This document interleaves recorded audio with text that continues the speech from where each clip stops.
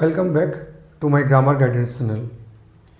আজকে আমি এই ভিডিওতে তোমাদের ইনফিনিটিভের ভয়েস চেঞ্জ কী করে করতে হয় বা কোন কোন ক্ষেত্রে ইনফিনিটিভের চেঞ্জ হয় না, আবার কোন কোন ক্ষেত্রে ইনফিনিটিভের চেঞ্জ হয়, সেই বিষয়গুলো নিয়ে আজকের আলোচনা। তো বেশিরভাগ ছাত্রছাত্রী এই ইনফিনিটিভের ওপর দেওয়া ভয়েস চেঞ্জগুলো পরীক্ষায় ভুল করে এবং তার ফলে তারা নানা রকম সমস্যায় পড়ে যায়। তাই এই ভিডিওটি আজকে সেই সকল ছাত্রছাত্রীদের জন্য যারা ইনফিনিটিভের ভয়েস চেঞ্জগুলো প্রতিনিয়ত ভুল করে থাকে।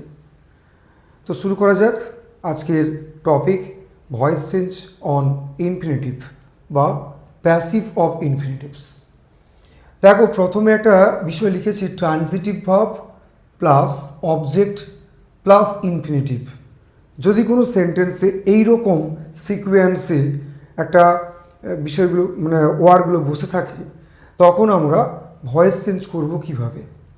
কি বললাম, একটা সেন্টেন্স যদি প্রথমে সাবজেক্ট, তারপর ট্রানজিটিভ ভার্ব, তারপর অবজেক্ট প্লাস ইনফিনিটিভ এইভাবে যদি বসে, সেক্ষেত্রে ভয়েস চেঞ্জ করার সময় এই ইনফিনিটিভের কোনো পরিবর্তন হয় না।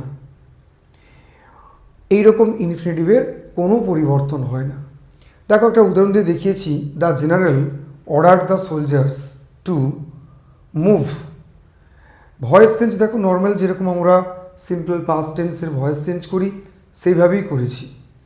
The soldiers were ordered by the general to move. তাহলে এখানে এই টু মুভ, এই যে ইনফিনিটিভটার কোনো পরিবর্তন হলো না। তাহলে কখন এটা হবে না? যখন দেখা যাবে transitive verb plus object plus infinitive, এইরকম সিচুয়েশনের ক্ষেত্রে কোনো পরিবর্তন হবে না। 2 নম্বর দেখো একটা লিখেছি, যদি ট্রানজিটিভ ভার্বের জায়গায় ইনট্রানজিটিভ ভার্ব হয় এবং অবজেক্ট না হয়ে যদি ইনফিনিটিভটা ভেতরে বসে প্লাস শেষে যদি অবজেক্ট হয়, সেক্ষেত্রে আমরা চেঞ্জ করব কি করে না, তখন এই ইনফিনিটিভের পরিবর্তনটা করা যায়। টু বি প্লাস V3-তে সেটা কনভার্ট হয়ে যাবে। একটা উদাহরণ দিয়েছি দেখো, I am to do this, I am to do this. তাহলে চেঞ্জ করলে কি আসছে, শেষে অবজেক্টটা সামনে এসছে দিস, তারপরে it's to be done by me. এক্ষেত্রে অ্যামটা হচ্ছে ইনট্রানজিটিভ ভার্ব, তারপরে দেখো টু ডু বসেছে, তারপরে দিস অবজেক্ট বসেছে। তাহলে এক্ষেত্রে যেরকম আমরা চেঞ্জ করি নর্মালি যে ভয়েস চেঞ্জ হয় সেরকমই করব। এখানে টু প্লাস V1-এর জায়গায় টু বি প্লাস V3 করব। দেখো সেই অনুযায়ী হয়েছে, this is to be done by me. 3 number, very interesting. 3 number যে বিষয়টা লিখেছি যে টাইপ 3, এটা খুবই ইন্টারেস্টিং। অনেক সময় ইট ইজ টাইম দিয়ে কোনো ভয়েস চেঞ্জ করতে বলা, ধরো ইট is time to play cricket, it is time to attend the meeting, এইরকম টাইপের যখন কোনো ভয়েস চেঞ্জ দেওয়া হবে, সেক্ষেত্রে পরিবর্তনের নিয়মটা কি? ইট ইজ টাইম থাকলে ইট ইজ টাইমই চলে আসবে, তারপর ফর আসবে, তারপরে আসবে অবজেক্ট, তারপরে হবে টু বি প্লাস V3। দেখো একটা ফর্মুলা আমি লিখে দিয়েছি, it is time plus for plus O plus to be plus V3।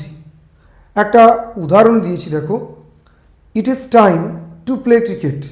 তাহলে চেঞ্জ করলে হচ্ছে ইট ইজ টাইম এর জায়গায় ইট ইজ টাইম লিখেছি, সূত্রে যেরকম ফর আছে ফর নিয়ে এসেছি, প্লাস অবজেক্ট, দেখো এখানে এইটা ক্রিকেট, ক্রিকেটটাকে লিখেছি, তারপরে কি লেখা আছে টু বি প্লাস V3। তাহলে সেখানে লিখলাম টু বি প্লেড। তাহলে উত্তরটি কী দাঁড়ালো, ইট is time for cricket two be played. তো এইভাবে ইনফিনিটিভের ক্ষেত্রে আমরা ভয়েস চেঞ্জগুলো এই নিয়ম অনুযায়ী করব।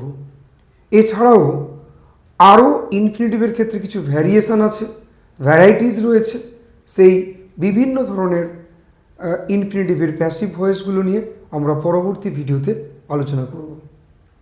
Thank you very much for watching this video.